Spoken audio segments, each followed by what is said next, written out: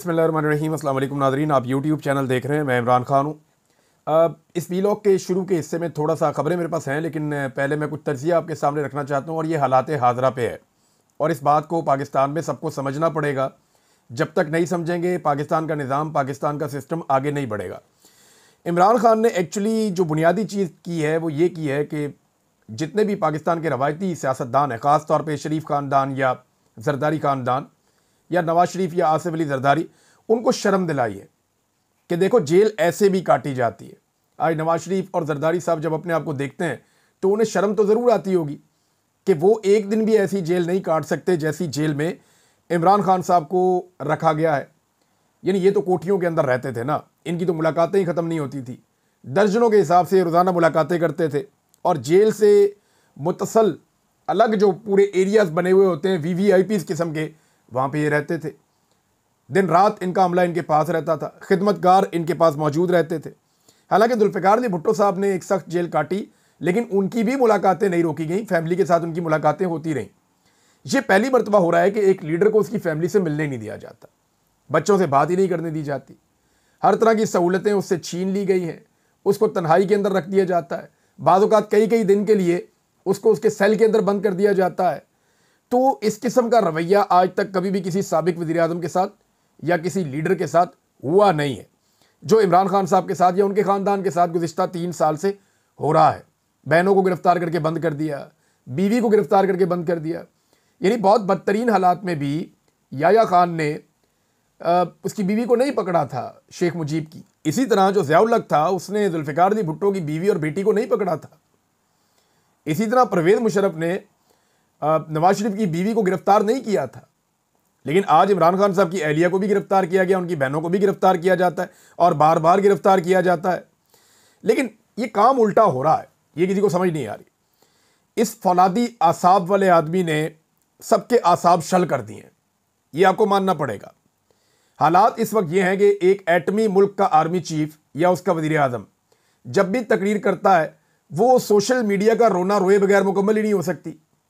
यानी एक एटमी मुल्क है, 7 लाख की फौज है, एक वज़ीर आज़म है, 25 करोड़ का मुल्क है और वो कोई एक तकरीर भी सोशल मीडिया पर तनकीद के बगैर मुकम्मल नहीं कर सकते। जिन एजेंसियों का दावा है कि उन्होंने सारी दुनिया को शिकस्त दी है, उन्हें पाकिस्तान तहरीक-ए-इंसाफ के आम नौजवानों ने चकरा कर रख दिया है। हालात ये पैदा हो गए हैं। इमरान खान अगर टूट जाता ना तो ये सारे लोग भी टूट जाते, ये पक्की बात है। क्योंकि इमरान खान को अल्लाह रब्बुल इज़्ज़त ने टूटने नहीं दिया तो वो दूसरों के लिए भी हौसले का और सब्र का बाइस बन गया है। इमरान खान एक ज़रिया बन गया जिससे लोग एनर्जी ले रहे हैं, क्योंकि वो खुद नहीं टूटा। दूसरी पॉलिटिकल पार्टीज़ में ऐसे वर्कर पैदा क्यों नहीं होते जैसे पाकिस्तान तहरीक इंसाफ में पैदा हो गए।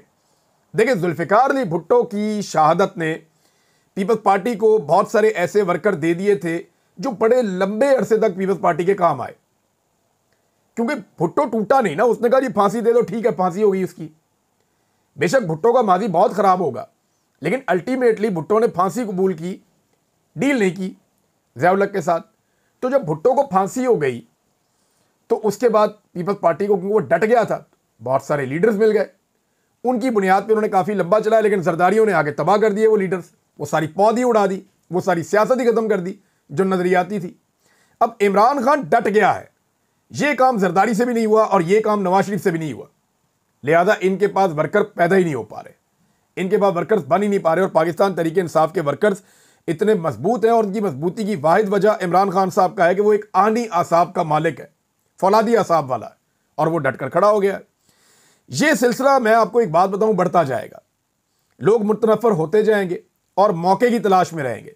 जैसे इन लोगों को 8 फरवरी 2024 को एक मौका मिला था और इन्होंने एस्टेब्लिशमेंट को चारों शाने चित कर दिया था। देखिए, खेल भी वही पुराना है, खिलाड़ी और तमाशाई भी वही हैं, मैदान भी वही है, लेकिन इस मरतबा मैदान में एक असली खिलाड़ी उतरा है, एक शेर का बच्चा, जिसने मैदान में खेल का पांसा ही पलट दिया है। बेईमानी और फ्रॉड से जीतने वालों का इमरान खान ने नकाब नोच दिया है। वो जीत नहीं रहा, वो जीत चुका है, बस उसकी जीत का ऐलान होना बाकी है। पूरा मैदान जानता है, एक एक तमाशाई जानता है, अंपायर भी जानते हैं, मुखालिफ टीम भी जानती है और 25 करोड़ पाकिस्तानी भी जानते हैं कि ये जीत चुका है। उसकी जीत जो है वो दीवार के ऊपर लिखी हुई है, जैसे तुम सारे मिलकर भी अब नहीं मिटा सकते। अब सारे के सारे लोग जो हैं वो दिल थाम कर उसकी जीत के ऐलान का इंतजार कर रहे हैं। और एक बात मैं आपको बता दूं कि जब तक आप उसकी जीत का ऐलान नहीं करेंगे या जब तक उसकी जीत का ऐलान हो नहीं जाएगा, आप इस खेल को या इस निज़ाम को आगे नहीं बढ़ा सकते। चाहे आप इकोनॉमी को ऊपर ले जाएं, नीचे ले जाएं, तबाह कर दें, ठीक कर दें, दहशतगर्दी ज़्यादा हो जाए, कम हो जाए, मुल्क का कुछ भी हो जाए, ये निज़ाम नहीं चलने वाला जब तक कि इमरान खान साहब की जीत की अनाउंसमेंट नहीं हो जाती। चाहे उनकी पिछली जीत की अनाउंसमेंट हो या उन्हें दोबारा मौका दिया जाए कि वो एक फेयर गेम खेल के जीत ले। अगर नहीं समझ आ रही मेरी बात की तो फिर जो मर्जी करके देख लें। ब्रिगेडियर रिटायर जावेद अकरम साहब हैं, इन्हें मिलिट्री कोर्ट में ले जाया गया, वहां इनको सजा दी गई और उन्होंने कोट लखपत जेल से एक खत लिखा है। इस खत से आपको अंदाजा हो जाएगा कि इस वक्त पाकिस्तान तहरीक इंसाफ नजरियाती तौर पे कहां खड़ी है। इनकी दामाद है फायदा मुराद साहिबा, उन्होंने इसको जो है वो ट्वीट किया है कि मेरे ससुर ब्रिगेडियर रिटायर जावेद अकरम का कोट लखपत जेल से खत आया है, जहां वो एक गैर आइनी और गैर कानूनी फौजी अदालत के फैसले के बाद 6 साल की सख्त कैद काट रहे हैं। उम्र के इस हिस्से में भी वो जबर और जुल्म के खिलाफ सीसा पिलाई दीवार बने हैं या सीना सपर हैं। अच्छा जी, अब उन्होंने बताया जी कि उन्होंने क्या कहा, ज़रा मैं ये आपको पढ़ के सुना देता हूँ। शुरू में उन्होंने एक शेर पढ़ा और बड़ा जज्बाती किस्म का शेर है जो उन्होंने पढ़ा, और उसके बाद उन्होंने कहा कि Javed Akram, high security barrack, Kot Lakhpat jail, Lahore. मेरे अजीज़ दोस्तों, लंदन प्लान के तहत फार्म 47 के जरिए जिस तरह मुल्क में जमहूरियत का जनाजा निकाला गया, इससे मुल्क में कभी इस्तेहकाम नहीं आ सकता। PTI का मैंडेट वापस किया जाए ताकि मुल्क के मसाइल और बहरानों का खात्मा किया जाए। अवाम में बढ़ती हुई मायूसी इनकलाब का पेश खैमा है। बलूचिस्तान में लगी आग को बुझाना मौजूदा मफाद परस्त हुक्मरानों और उनके लाने वालों के बस की बात नहीं है। इमरान खान के विजन और बयानिए की मुल्क भर और बैरून मुल्क बड़ी वाज़ेह तायीद से मौजूदा हुक्मरानों को लाने वालों को पैगाम दिया जा रहा है कि कौम जाली हुकूमत को तस्लीम करने को तैयार नहीं है। इमरान खान का साथ देने पर मुझे बेहद तशद्दुद का निशाना बनाया गया। कई इदारों ने कैद तन्हाई में रखकर मजबूर किया कि PTI का साथ छोड़ दूं, लेकिन अल्लाह ताला के करम से ये कदम ना डगमगाए। मेरा वजन तो बहुत कम हुआ लेकिन मेरी रूहानियत बहुत मुस्तहकम हुई। जेल में 5 बीमारियों के साथ खुफिया इदारों के हुक्म पर इलाज और दवाइयाँ भी बंद हैं। मेरा ईमान और इरादा अल्लाह ताला के करम से इतना मजबूत है जितना आसमान। मुझे फ़ख्र है कि मैं और मेरे साथी इमरान खान के साथ डट कर खड़े हैं। मेरा और मेरे लीडर का टारगेट जो है वो अमेरिका और बेल्जियम में जायदादें बनाना नहीं है, बल्कि रियासत मदीना हमारा टारगेट है। इंशाअल्लाह वो दिन दूर नहीं जब इमरान खान जेल से बाहर होगा, हमारा रोल मॉडल रियासत मदीना होगा। इस धरती पर नया पाकिस्तान बनेगा।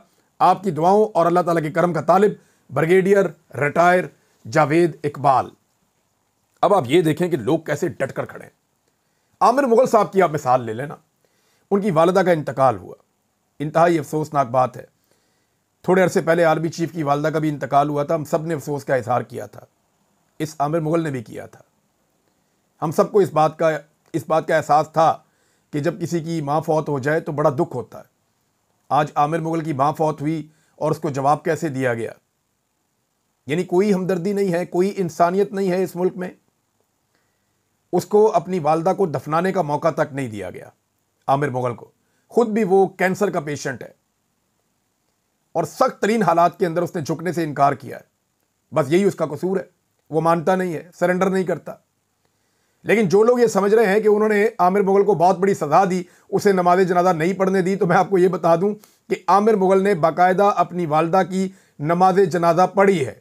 उसके बाद जब कब्रिस्तान में नमाज जनाजा पढ़ी गई और वहाँ पे सारे लोग इकट्ठे हुए तो 50 के करीब सादा कपड़ों में लोग वहाँ पे मौजूद थे जो उसको अगवा करना चाहते थे। पुलिस आए ना अगर गिरफ्तार करना है तो एक्चुअली तो ये अगवा करते हैं इस तरह के लोगों को जो इनके लिए दर्द सर बन जाते हैं। कत्ल के मुकदमा डाल दिए, ये डाल दिया, वो डाल दिया, हर चीज़ का मुकदमा आमिर मुगल के ऊपर डाला, लेकिन उसने इमरान खान का साथ नहीं छोड़ा। ये वो एनर्जी है जो इमरान खान ने इन सारों को दी है। अब आमिर मुगल को दीवार के साथ लगाया हुआ है और वो एक एक्टिव पॉलिटिकल वर्कर है। ऐसे लोग असासा होते हैं किसी भी पॉलिटिकल पार्टी में हो, क्योंकि पॉलिटिक्स आगे जाएगी, जमहूरियत आगे जाएगी, तभी पाकिस्तान आगे जाएगा। डिक्टेटरशिप के साथ या बूट के साथ या डंडे के साथ तो मुल्क आगे नहीं चल सकता। नवाज शरीफ कहते हैं जी मुझे मेरे वालिद का जनाजा नहीं पढ़ने दिया गया, उन्हें बहुत तकलीफ है इन बातों की। तो आज कितने ही लोग हैं जिनको उनकी माओं का, उनके बापों का नमाज जनाजा नहीं पढ़ने दिया गया। और ये सब कुछ नवाज शरीफ साहब आपके दौर में हो रहा है। कल को आप ये कह के बरी जिम्मा नहीं हो सकते कि मिलिट्री एस्टेब्लिशमेंट ने किया था। You are equally responsible for all that. देखिए, हमें एक चीज का जो है वो तयन करना पड़ेगा कि क्या वाकई हम सारे आज़ाद हैं या पाकिस्तान आज़ाद हो गया है। अगर तो पाकिस्तान आज़ाद है और हम सारे आज़ाद हैं तो हमें उतनी आज़ादी होनी चाहिए जितनी के एस्टेब्लिशमेंट को है, जितनी के उनके टाउट्स को है कि जो दिल में आता है वो कह देते हैं और कोई हिसाब किताब ही नहीं, कोई कानून ही नहीं लगता। हमें भी वैसी आज़ादी होनी चाहिए। और अगर हमारे लिए इक्वल राइट्स और इक्वल आज़ादी नहीं है पाकिस्तान में, अगर मारिंग बलोच को, मंजूर पश्तीन को आज़ादी नहीं है, अगर इमरान खान को और आलिया हमजा को आज़ादी नहीं है, अगर यास्मीन राशिद और इजाज चौधरी के लिए आज़ादी नहीं है, बेशुमार और लोग हैं इस मुल्क के अंदर, अगर उनके सबके लिए आज़ादी नहीं है, अगर अली वजीर के लिए भी इस मुल्क में आज़ादी नहीं है, अगर इस मुल्क में अरशद शरीफ के लिए भी आज़ादी नहीं थी, हमारे लिए अगर इस मुल्क में आज़ादी नहीं है, तो फिर हम आज़ादी के लिए जिद्दोजहद करेंगे, हम आज़ादी के लिए कोशिश करेंगे, क्योंकि हमारे रब ने हमें आज़ाद पैदा किया और हम आखिरी वक्त तक आज़ादी के लिए कोशिश करेंगे। नाज़रीन, आलिया हमजा साहबा को गिरफ्तार कर लिया गया है। ये इस मुल्क में इस वक्त के हालात हैं। और जब उन्हें गिरफ्तार किया गया आलिया हमजा साहबा को, तो उस वक्त वहाँ पे बहुत बड़ी तादाद में कारकुन मौजूद थे। आलिया हमजा साहबा का वो दिफा कर रहे थे, लेकिन आलिया हमजा साहबा ने कारकुनों को कहा कि आप पुरअमन रहें, और पुलिस से कहा कि मैं 10 मिनट सिर्फ कारकुनों से बात कर लूँ पुरअमन तरीके से, फिर मैं यहाँ से चली जाऊँगी, आप मुझे गिरफ्तार कर सकते हैं। रावलपिंडी में तहरीक इंसाफ का कन्वेंशन हुआ, पुलिस ने आलिया हमजा को गिरफ्तार कर लिया। कन्वेंशन में शरीक 6 नौजवान भी गिरफ्तार हुए हैं। हम यहाँ पुरअमन तौर पे जमा हुए हैं और मैंने 10 मिनट बात करनी है। गिरफ्तारी से पहले आलिया हमजा ने पुलिस अफसरान से यह मुकालमा किया था। कारकुन मज़ामत कर रहे थे, आलिया हमजा ने मना किया कि हम पुरअमन लोग हैं, और वहाँ पे गिरफ्तारी दी। कारकुनों की तादाद पुलिस से ज़्यादा थी, फिर भी गिरफ्तारी दी। औरतों से डरते हो, कितने बुज़दिल लोग हैं कि एक औरत खड़ी होकर अगर तकरीर कर रही है तो उससे इतना डरते हैं कि इसको गिरफ्तार कर लो, वरना ये पता नहीं हमारे साम्राज्य को हिला देगी। आप अंदाज़ा करें ये हुकूमत और इस हुकूमत को लाने वाले लोग कितने कमज़ोर हैं कि एक औरत की तकरीर से या उसके एक छोटे मोटे कन्वेंशन से ये डर जाते हैं, उसकी पॉलिटिकल एक्टिविटीज से डर जाते हैं। ये इतने बुज़दिल है कि एक पॉलिटिकल पार्टी का झंडा देख के इनकी टांगें कांपना शुरू हो जाती हैं। ये कहते हैं हमें इनका झंडा नजर ना आए पीटीआई का। ये इतने कमज़ोर है कि इमरान खान साहब का नाम सुन के या उसकी तस्वीर देखकर इनके ऊपर कपकपी तारी हो जाती है। ये चलने ही नहीं देते टीवी के ऊपर, और जो नाम लेता है उसका प्रोग्राम बंद कर देते हैं। बेशुमार लोगों के किए प्रोग्राम बंद कर दिए इन्होंने, लोग काम ही नहीं कर पा रहे टीवी चैनल्स के ऊपर। तो आलिया हमजा साहबा को गिरफ्तार कर लिया गया है, लेकिन 10 दफा भी गिरफ्तार करेंगे, आलिया हमजा साहबा ने कोई गैर कानूनी काम नहीं किया। वो दोबारा निकलेगी, उसी तरह खड़ी हो जाएगी। क्योंकि मैं आलिया हमजा साहबा से बात कर रहा था एक दिन, तो उन्होंने कहा अब इक़्तिदार तो बहुत दूर चला गया, अब तो इक़्तिदार की ख्वाहिश ही नहीं है, अब ख्वाहिश है कि हमें अपना मुल्क ठीक करना है। तो जब एक पॉलिटिकल कारकुन यहाँ तक पहुँच जाता है ना, तो ये पॉलिटिक्स की मेराज होती है। जब पॉलिटिकल कारकुन ये कह रहा होता है कि मुझे इक़्तिदार नहीं चाहिए, मैं ये मुल्क ठीक करना चाहता हूँ या करना चाहती हूँ, तो ये लड़ाई आपसे लड़ी नहीं जानी। अल्टीमेटली बेड़ा ही गर्क होना है आपका, जो मर्जी आप कर लें। आप बिलावल की हरकतें चेक करें जनाब। बिलावल पीपल्स पार्टी का तो सिंध में जनाजा ही निकल गया ना। ये आप देखें, मुझे एक वीडियो मिली, ज़बरदस्त है। अहमद हसन बोबक साहब ने इसको जो है वो पोस्ट किया, दीगर कुछ लोगों ने भी किया। बिलावल साहब तकरीर कर रहे हैं और वहाँ पे नगमे शगमे चल रहे हैं और पीपल्स पार्टी का जलसा खाली है। ये हालात हैं। हैदराबाद में बिलावल ने तकरीर की है और उधर जनाब पंडाल तकरीबन खाली है और चक्कर ही कोई नहीं। बिलावल ने बड़ी जज्बाती तकरीर की, जी लोग मेरे साथ हैं, लोग ये हैं, लोग वो हैं, धांधली से जीते हैं अभी ये इलेक्शन। सारी कंपेन देखी है वो पाकिस्तान तहरीक इंसाफ की, वो तगड़ी थी। पीपल्स पार्टी को लोग मुंह नहीं लगा रहे थे। 1.5 लाख वोट इन्होंने कैसे ले लिया वहाँ पे, सवाल ही पैदा नहीं होता इनको वहाँ पे 1.5 लाख वोट मिल जाए। ये धांधली है। और अब बहुत सारे लोगों को कह रहे हैं कि जनाब आप इसके हक में ट्वीट करें, आप इसके हक में बयान दें, लेकिन धांधली के साथ आखिर कब तक? कभी तो इस मुल्क में साफ और शफाफ इलेक्शन होगा और ये कौम उल्टा कर रख देगी, सारा का सारा तख्ता उलट देगी जरदारी खानदान का। ये नजर आ रहा है, दीवार पे लिखा हुआ है। अब नाजरीन, मामला यह है कि बिलावल ने फिर से धमकी दी कि कैनाल्स के मामले पर शहबाज हुकूमत का साथ छोड़ने की धमकी दी है। हालांकि खुद हुकूमत का हिस्सा है, खुद हुकूमत बनाने वाला, हुकूमत का बेनिफिशरी है। उन्होंने कहा जी कि पानी की तकसीम का मसला वफाक को ख़तरे में डाल सकता है। वफाक कैनाल्स में जो सूबे को वापस ले, जो मनसूबा उसको वापस ले कैनाल्स का, वरना पीपल्स पार्टी हुकूमत के साथ नहीं चलेगी। पीपल्स पार्टी हुकूमत से निकलेगी तो हुकूमत गिर जाएगी। और इसीलिए इस्टेब्लिशमेंट जो है वो नहीं दे रही पाकिस्तान तहरीक इंसाफ की मखसूस नशिस्तें तहरीक इंसाफ को वापस, कि अगर पीपल्स पार्टी ने किसी वक्त हुकूमत को छोड़ा तो फिर वो मखसूस नशिस्तें नून लीग को दे के फजल रहमान को साथ मिला के कुछ थोड़ा इधर उधर से बंदोबस्त करके कोई एक आधा छोटा मोटा फॉरवर्ड ब्लॉक बना के पीटीआई में, तो वो हुकूमत को बचाने की कोशिश करेंगे। एस्टेब्लिशमेंट के बाद ये फार्मूला भी है, तो इसलिए वो पीपल्स पार्टी से ज़्यादा ब्लैकमेल नहीं होते। लेकिन बिलावल की मुझे समझ नहीं आ रही कि भाई आपके वालिद ने हुक्म दिया कि नहरें बनाओ, जुलाई के मिनट्स मौजूद हैं उनकी मीटिंग के। मेरे ख्याल में बिलावल साहब को यहां से गुत्ती से पकड़ना चाहिए और पकड़ के उनके सामने रखना चाहिए बिल्कुल आंखों के करीब वो मिनट्स जो इनके वालिद ने मीटिंग की थी, और बार बार पढ़ाने चाहिए, और इतनी दफा पढ़ाने चाहिए कि इसको जब तक जुबानी याद ना आ जाए इसकी गुत्ती नहीं छोड़नी चाहिए। जब इसको जुबानी याद हो जाए तो फिर इससे सुनने चाहिए 10 दफा, और फिर इससे पूछना चाहिए कि भाई बताओ कोई दिमाग काम कर रहा है? ये आपके वालिद ने हुक्म दिया कि 6 नहरें बनाओ जाके, और जल्दी जल्दी बनाओ जाके, और उसके जो पुश्ते हैं ना वो पक्के करके बनाना ताकि पानी इधर उधर लीक ना हो जाए। ये जरदारी साहब का ऑर्डर है, जरदारी साहब ने कहा हुआ है, जरदारी साहब ने अप्रूवल दी हुई है। और एस्टेब्लिशमेंट बेवकूफ़ है कि वो सिंध के अंदर जाके नहरें निकालना शुरू कर दे पीपल्स पार्टी से पूछे बगैर। उन्हें पता था कि बाद में यहाँ पे ये सारा रुला पड़ जाएगा। उन्हें तो पानी चाहिए ना, डेजर्ट में लेके जाना है, उन्होंने अपनी वो खेती बाड़ी करनी है, क्योंकि अब एस्टेब्लिशमेंट ये वाला काम भी कर रही है SIFC के जरिए से कि खेती बाड़ी भी हम करेंगे। तो वो जो खेती बाड़ी करने के लिए गए हैं उनको पानी तो चाहिए था, तो पानी के लिए उन्हें पता था कि सिंध के दरिया से हमने निकालना है पानी, लेकिन अगर निकालेंगे तो पीपल्स पार्टी रोला डालेगी। सबसे पहले उन्होंने जरदारी को राजी किया, और जरदारी साहब ने बाकायदा मिनट्स मौजूद हैं, बाकायदा उनके ऑफिशियल ट्विटर के ऊपर से स्टेटमेंट जारी हुए हैं, बाकायदा पाकिस्तान टेलीविजन के ऊपर इसके ऊपर खबरनामा चला है, टिकर चले हैं। बिलावल को वो चीज़ें पढ़ाएं और पढ़ा के अच्छी तरह ज़बानी याद दिलाएं ताकि इसकी याददाश्त वापस आए। भाई शिकवा करना है तो जाके अपने वालिद से करें, इधर उधर क्यों शिकवा करते हैं? लोगों को बेवकूफ़ बनाते हैं आप, और लोग अब बेवकूफ़ नहीं बनेंगे, वो टाइम चला गया। ज़हीम लगारी साहब ने एक स्टेटमेंट दिया, लेकिन उससे पहले उमर अयूब साहब की अब सीट छीनने की तैयारी हो गई है, क्योंकि देखें कुछ लोग इस वक्त ज़ेर अताब हैं।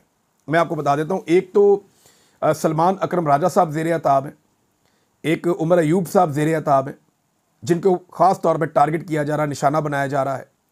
अलीमा खान साहिबा, इनको टारगेट किया जा रहा है, निशाना बनाया जा रहा है ख़ास तौर पे, और शहबाज गिल साहब, इनको भी टारगेट किया जा रहा है। इस वक्त तोपों का रुख इन लोगों की तरफ है, और उसकी वजह यह है कि फ़िलहाल इनमें से कोई भी कंप्रोमाइज़ नहीं कर रहा। कल का तो मैं नहीं जानता, लेकिन फ़िलहाल इनमें से कोई भी कंप्रोमाइज़ नहीं कर रहा। सलमान अकरम राजा साहब एंटी एस्टेब्लिशमेंट है शुरू से, और इसीलिए उनको कौमी असम्बली में भी नहीं आने दिया गया। उनके मुकाबले में एक अजीबोगरीब शख्स को जितवा दिया गया जिसका बनता ही नहीं था जीतना, आए उसे वोट ही नहीं पड़े, और वो जीत के वहाँ पहुँच भी गया, और अब मामला भी लटकाया हुआ है। तो सलमान अकरम राजा साहब का तो मामला समझ आता है, उमर अयूब साहब का भी समझ आता है कि उनके साथ ये क्यों किया जा रहा है। शहबाज गिल साहब का भी समझ आता है कि शहबाज गिल साहब इस वक्त बहुत खुटकते हैं, और वो जितना खुल के तनकीद करते हैं और चीज़ें आजकल कर रहे हैं, तो ये उनके ऊपर आना ही था सारा बैकलैश। उनके भाई को भी उठा लिया गया पहले इससे, उन्हें बहुत ज़्यादा ब्लैकमेल भी किया गया, बार बार उनको धमकियाँ पहुँचाई जाती हैं। उन्होंने बल्कि दावा किया शहबाज गिल साहब ने कि उन्हें ये पैगाम दिया गया है आपको फारिग करवा देंगे पीटीआई के अंदर से।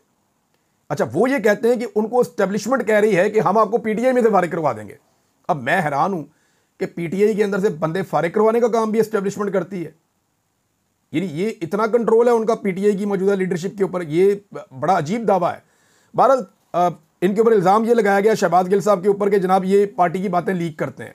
हालांकि जनवरी के बाद से लेके अब तक ये मेरे ख्याल में सियासी कमेटी में भी नहीं है, इन्होंने खुद ही अपने आप को अलग कर दिया था जब तनकीद हो रही थी तो। लेकिन उसके बाद आज भी खबरें निकलती हैं। यानी मैं अच्छी तरह जानता हूँ, जब मैं चाहता हूँ जो खबर चाहता हूँ ले लेता हूँ। मीटिंग होती है, उसके बाद आप रब्ता कर लें, आप ले लें खबर। सिद्दीक जान साहब ले लेते हैं और दोस्त ले लेते हैं, हम 5-6 दोस्त हैं, हम में से कोई एक आधा ले लेता है और आपस में हम शेयर कर लेते हैं कि जनाब आज अंदर ये हुआ, जेल के अंदर से ये हुआ, यहाँ से ये हुआ, यहाँ से ये हुआ, सारी खबर हम निकाल लेते हैं और तस्दीक भी कर लेते हैं अपने अपने तौर पर, अपने अपने जो इन्फॉर्मेशन है उसको शेयर भी कर लेते हैं आपस में ताकि तस्दीक हो जाए। तो शहबाज गिल से तो अगर वो मेरा भी ताल्लुक है उनसे, लेकिन मैंने कभी उनसे ऐसा 1-2 दफ़ा के अलावा कभी कोई खबर ली नहीं। तस्दीक करने के लिए कोई बात मैंने उनसे पूछी कि ये हुआ या नहीं हुआ, तो 1-2 दफ़ा तो ऐसा भी हुआ कि उन्होंने मुझे कहा कि जी हम लोग ऑन ओथ हैं, तो यहाँ पे हमें मना है कि हम कोई चीज़ बाहर नहीं बता सकते, मैं मीटिंग में था लेकिन मैं कोई खबर दे नहीं सकता। ये शहबाज गिल ने 1 दफ़ा मुझे, 2 दफ़ा नहीं 1 दफ़ा मुझे उन्होंने ये कहा था कि हम अभी इन्फॉर्मेशन जो हमने आपस में तय की है बात, हमने ये भी तय किया है कि हमने मीडिया में अभी लीक नहीं करना, हमारी कोई स्ट्रेटजी है, तो मैं आपको नहीं बता सकता। बहरहाल ये तोपों का रुख हो रहा है। अलीमा खान तो इसलिए ना कि वो इमरान खान की बहन है और वो कंप्रोमाइज़ करती नहीं है और उनकी कैपेसिटी है, वो बाहर आती हैं और खुलकर बात करती हैं। तो अलीमा खान के ऊपर भी तोपों का रुख है। उमर अयूब साहब के साथ अब ये किया जा रहा है कि उनको कोशिश कर रहे हैं कि फारग हो जाएं एमएनए की सीट से ही, ताकि वो अपोजिशन लीडर ही ना रहे, क्योंकि इन्हें चाहिए एक नरम नरम किस्म का अपोजिशन लीडर। तो नरम अपोजिशन लीडर के लिए अब कोशिश कर रहे हैं कि जी उमर अयूब को फारिग कर दिया जाए। और हरीपुर इलेक्शन धांधली केस में इसको खोला गया। उमर अयूब साहब ने इसके ऊपर एक हुक्म ने इम्तनाई लिया हुआ था, लेकिन अब उनसे सीट छीनने की कोशिश की जा रही है। अब कोई बताया कि इतनी ज़्यादा पॉपुलैरिटी इमरान खान की, हरीपुर से इलेक्शन हारेगा इमरान खान या उमर अयूब वहाँ से इलेक्शन हारेगा? वो जब पॉपुलैरिटी नहीं थी तब भी वहाँ से इलेक्शन जीत जाता था, अब वो वहाँ से इलेक्शन हारेगा? तोती बोलता है इमरान खान का वहाँ पे। वहाँ नवाज शरीफ 7 वाले हल्के में इलेक्शन हार गया मानसेरा में, तो यहाँ उमर अयूब हारेगा? ये तो हो ही नहीं सकता, सवाल ही पैदा नहीं होता। तो ये एक खेल है जो खेला जा रहा है और उमर अयूब साहब को डराया जा रहा है कि कंप्रोमाइज़ कर लें, अदरवाइज फिर तैयार हो जाएं, आपसे हम आपकी सीट छीन लेंगे। तो नाज़रीन, एक तो ये, और एक और चीज़ मैं आपको बताता हूँ, वो ये है कि ज़ईम लगारी साहब हैं, जर्नलिस्ट हैं, हमारे बड़े अच्छे दोस्त हैं। उन्होंने आर्मी चीफ का जो तहकीक वाला बयान है ना, उसके ऊपर सबसे अच्छा जवाब ज़ईम लगारी साहब ने दिया। आर्मी चीफ ने कहा कि है ईमान वालों, तहकीक कर लिया करो, जब कोई फासिक तुम्हारे पास कोई खबर लेकर आए, कुरान की आयत सुनाई, हालांकि गलत सूरत का नाम लिया मुबैना तौर पे उन्होंने, लेकिन बड़ी तनकीद हो रही है आर्मी चीफ साहब पे। लेकिन ज़ईम लगारी साहब ने क्या कहा, ये जवाब बड़ा क्लास का है। उन्होंने कहा जी, जब हम खबर की तस्दीक करते हैं, साथ फोटो लगी हुई है, वो बैठे हुए हैं वो ग्रीन वाली सड़क के ऊपर, जो उन्होंने बताया कि करप्शन हो गई है, बेड़े ही गर्क हो गए, ये जनाब बहुत सब स्टैंडर्ड काम हुआ है और ये पैसा कौम का ज़ाया हो गया, और ये मरियम नवाज ने किया। तो उन्होंने कहा जब हम खबर की तस्दीक करते हैं तो ईमान वाले हमें उठाकर गायब कर देते हैं। बस इतना बताना था, बहुत शुक्रिया। 1 हफ्ता इनको रखा है, 8 दिन ISI ने अपने पास कि मरियम नवाज पे तुमने तनकीद क्यों की, और जब ये छूट कर आया 4 दिन बाद 15 मिनट की बारिश हुई, वो सारी सड़क बह गई। वो जो स्कैंडल इन्होंने उठाया था वो सच साबित हो गया। अल्लाह ताला की ऐसी मार पड़ी है एस्टेब्लिशमेंट को भी और हुकूमत को भी। तो ज़ईम लगारी साहब ने कमाल जवाब दिया है आर्मी चीफ साहब की बात का। और नाज़रीन, वोट को इज्जत दो का बयानिया जो है उसके ताबूत में इन्होंने कीलें ठोकना शुरू कर दी हैं। बड़ी मज़े की खबर है ये। खबर मैं आपको बताता हूँ, 2 छोटी छोटी खबरें हैं, दोनों मैं आपके साथ शेयर कर देता हूँ। नंबर 1 ये है कि वोट को इज्जत दो के ताबूत में आखिरी कील, ये माजिद निज़ामी साहब बता रहे हैं कि मियां नवाज शरीफ की इतला के लिए अर्ज़ है कि आपके मुताबिक इमरान खान हुकूमत में मरियम नवाज को स्मैश करने की धमकी देने वाले ISI के मेजर जनरल इरफान मलिक आजकल DG military lands and cantonment हैं। क्या ओहदा दिया उनको है? मरियम नवाज को स्मैश करना था। उस वक्त बयानिया नूरा कुश्ती एस्टेब्लिशमेंट के साथ भी इनकी चल रही थी, बीच में सारे रले हुए मिले हुए हैं। हाल ही में उन्होंने मरियम नवाज के सूबे के चीफ सेक्रेटरी, ख्वाजा आसिफ की वजारत के सेक्रेटरी और नून लीगी MNA दानियाल चौधरी, मलक इब्रार की हमराही में रावलपिंडी की तामीर और तरक्की के मंसूबे को मुकम्मल करके उसका इफ्तिताह किया है। कमाल नहीं हो गया? वैसे जो इनको स्मैश कर रहे थे वो सारी नूरा कुश्ती थी एस्टेब्लिशमेंट के साथ इनकी, और ये लोगों को बेवकूफ़ बना रहे थे। एक बड़ी खबर यह है कि नवीद कमर साहब जो हुकूमत का हिस्सा है, उन्होंने शहबाज शरीफ का पोल खोल दिया। उन्होंने कहा पेट्रोल की कीमतों में कमी का पैसा बलूचिस्तान का सिर्फ नाम लिया जा रहा है कि वहाँ पर हम लगाएंगे, ये पैसा बजट में ले जा रहे हैं क्योंकि IMF के प्रोग्राम के तहत गुंजाइश नहीं थी कि वो मज़ीद अखराजात कर सकें। 2 दिन पहले ये बात हुई थी कि ये पैसा बिजली की कीमतों में कमी के लिए इस्तेमाल होगा। ले दोस्तों, पोल खोल दिया उन्होंने शहबाज शरीफ का कि कोई पैसा बलूचिस्तान की ताबीर और तरक्की के लिए नहीं जा रहा। हमारा वज़ीर आज़म झूठ बोल रहा है, हुकूमत का अपना बंदा कह रहा है कि ये झूठा है, फ्रॉड कर रहा है कौम के साथ, और ये कौम का लूटा हुआ पैसा किसी और खाते में डाल रहे हैं। कोई बलूचिस्तान में तरक्की करने ये नहीं जा रहा है। अब तक इतने, अपना ख्याल रखिएगा, अपने चैनल का भी। अल्लाह हाफ़िज़।